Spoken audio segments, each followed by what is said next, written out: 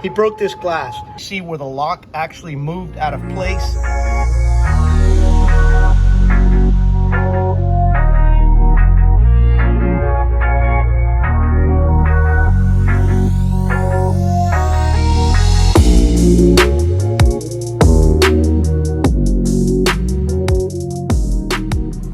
What's up, guys? Still at home, still trying to stay busy, doing little odds and ends, little projects that may come up, stuff that came up during the season that now is the time to fix it. So, this thing that I'm going to work on today, this project that I'm going to work on, I was kind of torn. I didn't know if it was something that you guys would be interested in seeing. And to be perfectly honest with you, I didn't know if I even wanted to share it with you guys. And then I gave a little bit of thought, and I said, it is somewhat related to RVing, because RVing, when you're out camping, you're away from home. It's taking you away from home. And what happens is, when you're away from home, sometimes things happen at home that are unfortunate. So in a way, it is related. I was kind of torn whether I wanted to share this with you guys or not. But the more I thought about it, and the more I gave it that, that thought that it is somewhat related to RVing, I figured, I'm going to share it just so you guys know. And I'm going to bring you guys along on how I'm going to try and repair it. Maybe you're into that kind of stuff. Maybe you like it. Kaylee seems to tell me that people are into do-it-yourself stuff. I'm going to work on this. To be honest with you, I don't even know what's behind door number 1 here. But let me share with you guys first. Let me give you the background on what's going on and what I'm going to do about it. All right. So back during the middle of season 3, while we were out camping, I received a Nest notification at my front door. It alerted me that somebody was at my front door. So, like everybody else, I, clicked on the app to see who was at the front door. Well, when I took one look at the person that was at the front door, it kind of sent chills up my back. Some of you know, a lot of you know. If you don't, my history, I spent 35 years in law enforcement down here in South Florida. So when I'm looking through the Nest camera and I look at the person that's at my front door, I got chills in my back, or up and down my back, because it just didn't look good to me. The person at the front door, he looked like he had technically no legitimate business at my front door. He wasn't delivering anything. He wasn't placing any of those advertisement placards.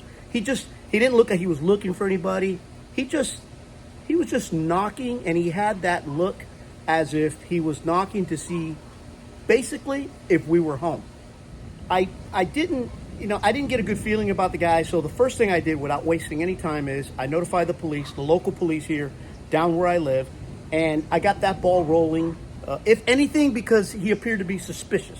Okay, at that time he had done no crime or nothing like that. It appeared suspicious. He was there, and we weren't there. And I had nobody else to call, so I called the police because he appeared walking around suspicious. He was on the phone, talking to somebody, whatever. So I got the police started, and then I kept following him with the multi-cameras that I have throughout my house, and my suspicions paid off.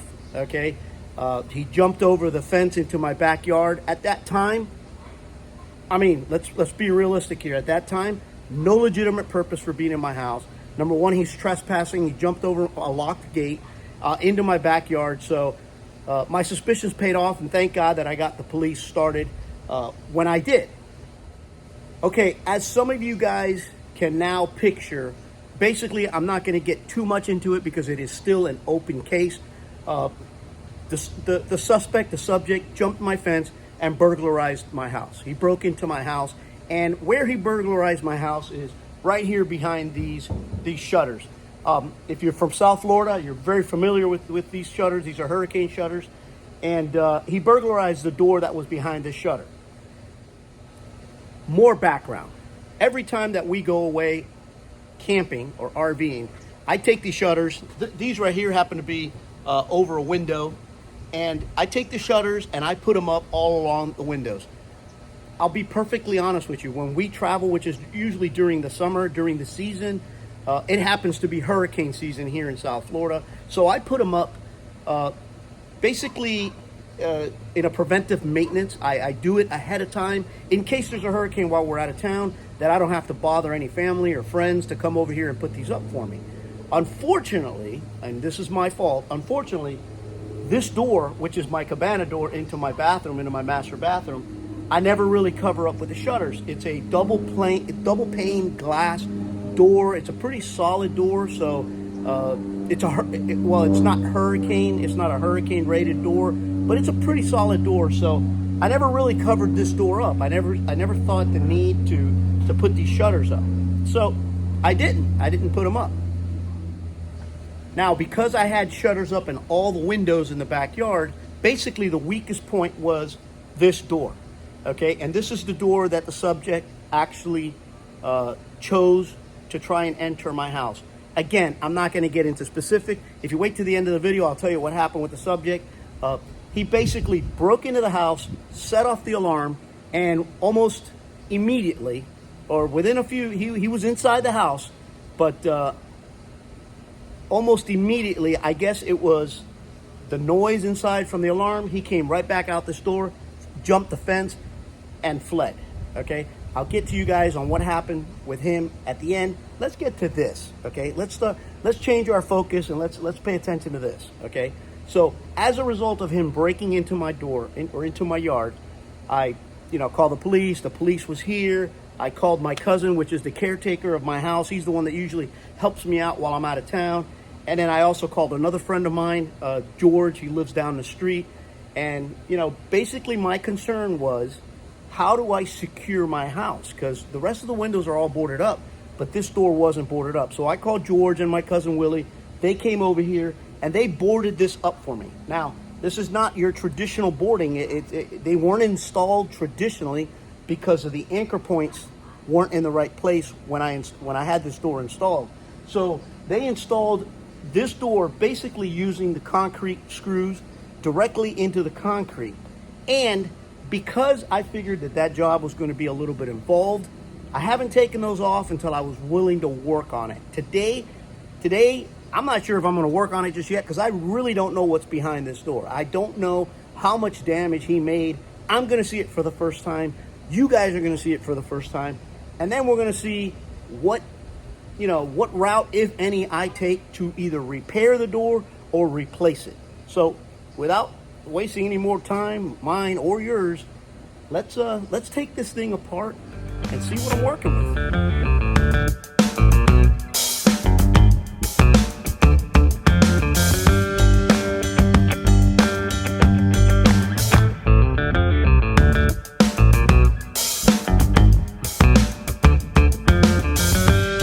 All right, so let me show you guys what's going on here. Let's start off with the obvious. All right, so the first thing this cat tried to do was, not try it, he actually did it. Maybe using a hole puncher or a hammer or something, he broke this glass. Unbeknownst to him, like I mentioned to you guys before, it's a double pane glass, so the inside glass is actually intact. All right, when that didn't work, he came up here and he basically stuck a screwdriver, a prying tool, something, stuck it in here, cranked it over. You can actually see where the lock actually moved out of place. And then he kind of just jimmied this one open and he got in. So now I have the task of seeing, my thoughts are, I want to save the door. I want to repair this as economically as possible because I did a little bit of research on this door, this particular door, $600. Okay, if I were to try to change the frame, which he really didn't do too much damage to the frame, it's actually, I haven't gotten into it yet, but I have an idea of how I can repair it, fix it. I don't know how this is going to work out. I'm going to bring you guys along for the ride. I'm going to take this apart. If you notice up here, there's some screws. Those were basically inserted there just to secure the door, shut it down so that it can't be opened, because obviously it can't be locked and it won't stay shut because of the damage that was done to it. So my goal, what I'm going to attempt to do here is I'm going to attempt to save the door. I'm going to attempt to save the frame. And I'm also going to attempt to remove this outer glass and just leave the inner glass.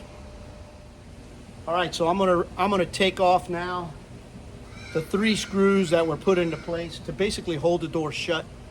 I'm not sure if I mentioned to you guys, as a result of the damage, the door is inoperable. I can't, it won't stay closed. It won't stay locked, obviously, because the locking mechanism has been destroyed, but it won't stay shut. So the guys, in their attempt to help me out, and trust me, I'm very appreciative, they put 3 screws in to hold it in place. I'm gonna take them off, and that way we can look at the inner workings a little bit more closer to see what kind of damage we got.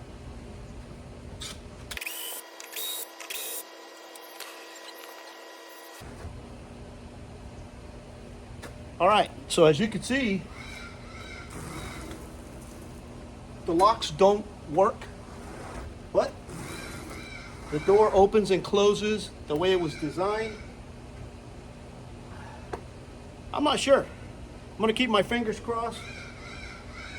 I think with a little bit of ingenuity, and I think with the help of Home Depot, I think we may be able to repair this. I don't know. Let's give it a shot. I'm gonna leave the glass for last because right now there is no air getting into the into the house because of the other glass that's inside. It's funny because my daughter looked at it and says, "Oh my God, Dad, it looks so pretty with all the shatter look." But let's take these locks apart and see what we're working with.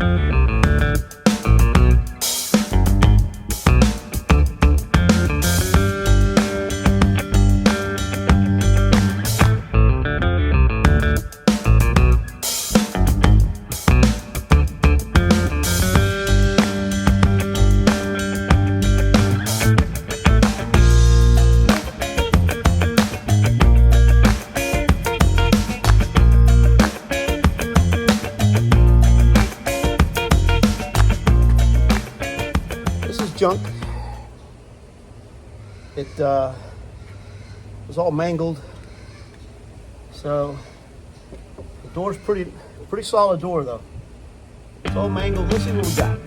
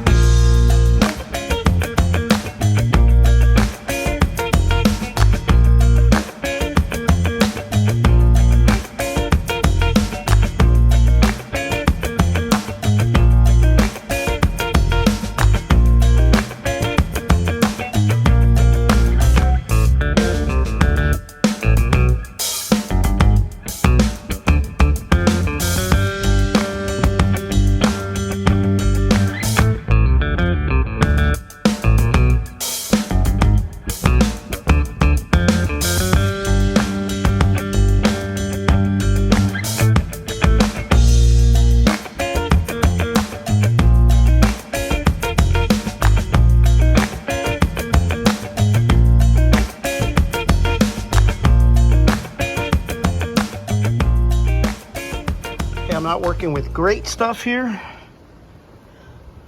but I put the tape here so the air conditioner wouldn't go out.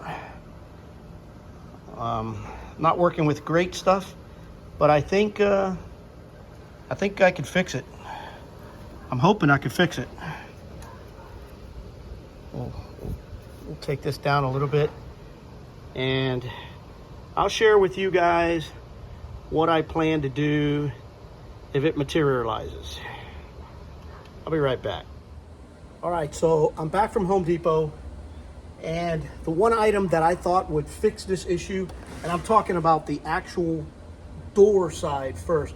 This is all messed up. I bought some wood putty to maybe fill it in, just to harden it up. But this is the area that I'm more concerned about, to fix it, to make it look aesthetically correct, and also maybe to fortify it in case this ever happens again. So My thought was I went and got this. Okay. Well, this is the film that comes outside. This item goes directly over the door. Everything is kind of standard. It all lines up. The door closes. Okay. It kind of hardens up the whole area there. My concern is it's just barely off, but you know, the knob itself had a little bit of wiggle in it. I'm going to go ahead and install the knobs or the handles loosely and see if everything fits, if everything aligns up. I'm going to work on that item first, and then I'm going to work on the jamb.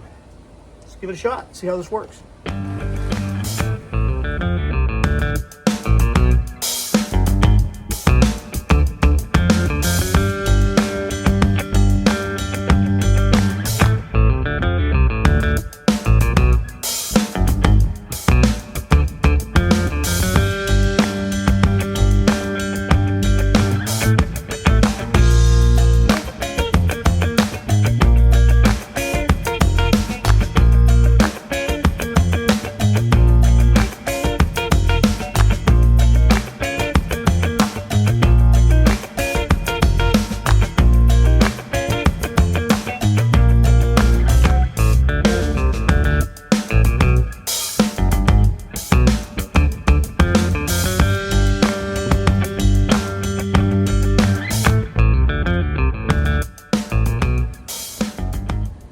I think this would be a great time to stop in case you guys are asking yourselves a good question. I'm not gonna lie, it's a good question. If you're asking yourselves, why is the deadbolt on the bottom and the knob on the top? Well, the integrity of the frame, as you guys saw earlier, on the bottom was less damaged than the one on the top. So there's no rhyme or reason, but that's the reason why I did it. May seem a little weird to you, may look a little weird. Works for me. Let's go back.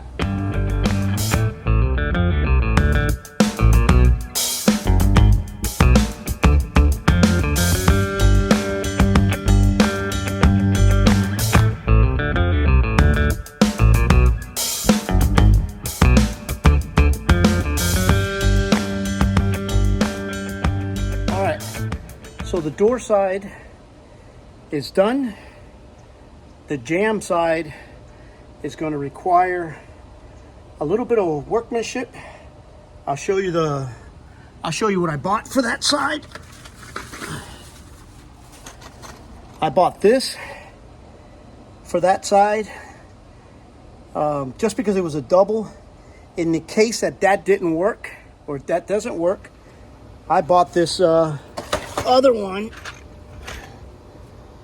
that looks like this, and I don't know, one of them's gonna work. Let's see how this goes. So I wanted to show you guys as I take this bottom latch catch off. I wanted to show you what I meant before by the frame being mangled. The gentleman, if I could call him that, when he took a pry tool to the door, whoops, he did all that. And let me show you what he did to the catch latch. Hope you guys can see it. But it is what it is. Let's move forward. All right, so now we're gonna get started on this side. Originally the lock that I had here before had these.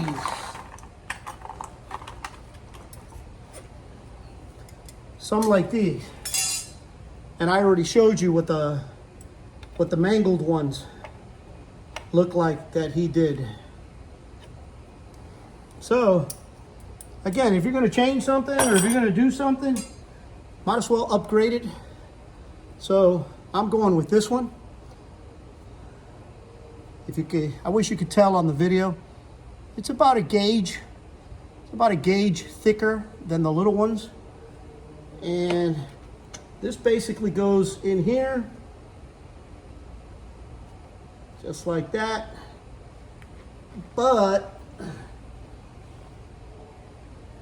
I am going to have to do a little bit of modifications to this in order to make it fit. And I will do that. But first I gotta make sure that the catches are where they're supposed to be. So that's one mark.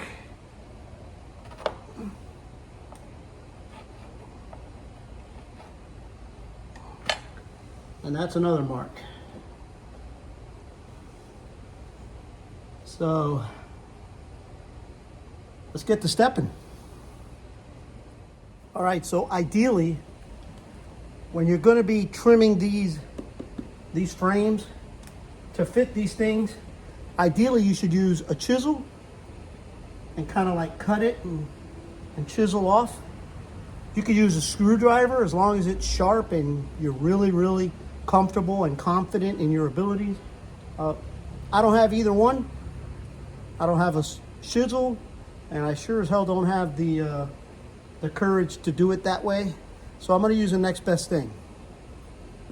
See how that works.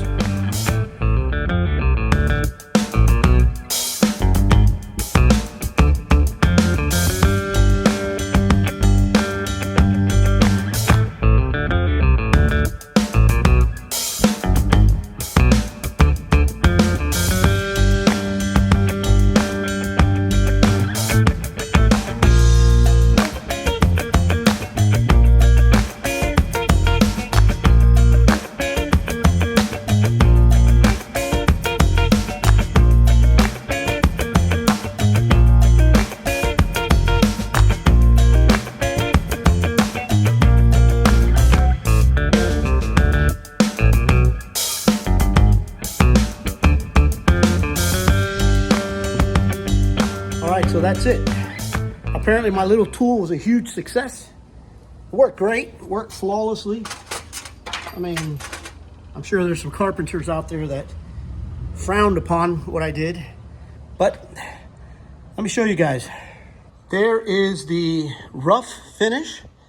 I'm gonna take a little bit of putty, just fill in the cracks, although I really don't need to. I can just use the paint when I paint it.